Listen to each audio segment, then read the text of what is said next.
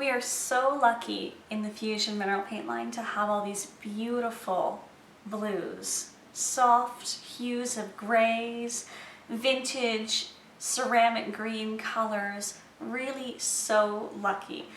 Who doesn't love a really pretty blue? It's calming, it reminds you of the ocean, it's just simply gorgeous. I have a huge affection for all of these colors, so I'm a bit of a sucker for the blues and the greens that we have in our line. I'd love to show you some of the differences between what we have. And first and foremost, Laurentian. This is kind of one of our throwback to the 50s. You know those old refrigerators that you'd see in that bright, vibrant green? Laurentian is one that really reminds me of that. So I'm going to paint that out here. Really super pretty. Lots of vibrance in this. It is a mix of a blue and a green undertone, but I find that the green really plays a lot more on this, especially when we draw it down in comparison to one of the blues in the line. One of the new ones that we have is part of the Michael Penny collection, and it's called Heirloom. It's a really pretty soft blue with a hint of that green in there as well.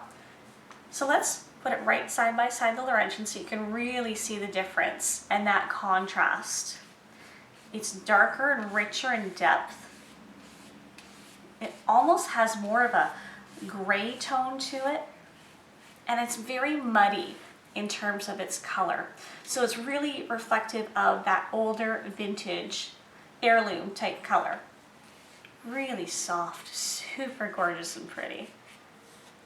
Then we have one of our colors of the year, and it's called Inglenook. This has been probably my personal favorite color for nearly 10 years. I've used it in so many different spaces. Paired against natural brick, it's a gorgeous neutral with a gray-green to it. So pretty and so soft. You really can't go wrong with this color in pretty much any light and any space, whether it's a small bathroom or a large office space or living room. Really quite gorgeous. So very warm, very soft, but very subtle as well. Very classy, classic color. Then we have our Renfrew blue. And Renfrew blue is known as our sort of teal, our vibrant teal color in the line. So we draw that down next to it. You can really see how intense this color is. Now the more vibrant colors don't often give you the best coverage in the world, so you're probably going to strive for about 2 coats of this color, whereas almost all of our other colors have a lot of burnt umber natural pigments in there, the natural minerals, that raw umber, which gives you a lot more of that coverage. Then we have one of the other new colors in the Michael Penny collection, and it's called Seaside.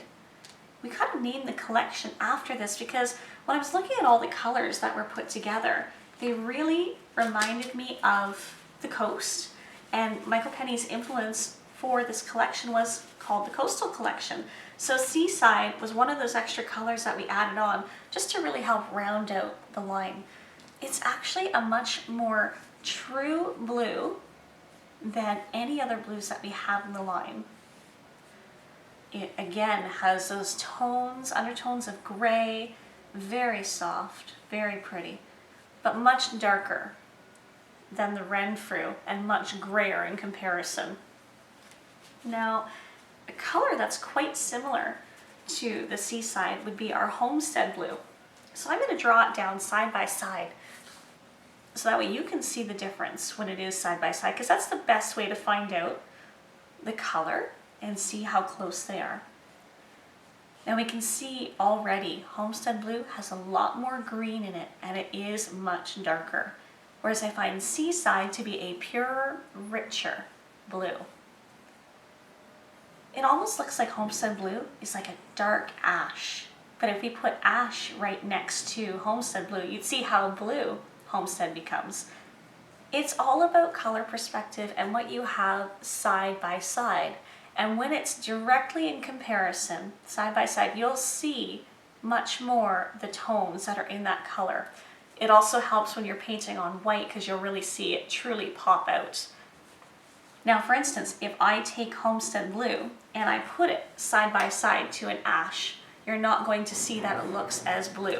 So I'm just going to grab that now, throw some ash down since I have it here, just to show you really how incredible that side by side comparison is. All right, so I've got the ash here.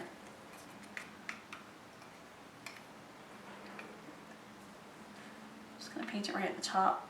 It's funny how it almost looks like black. Meanwhile, if I put the black right next to that, it would be so much darker. So each and every color in our line is very unique and very different from each other. We don't want to make too many colors that are too similar.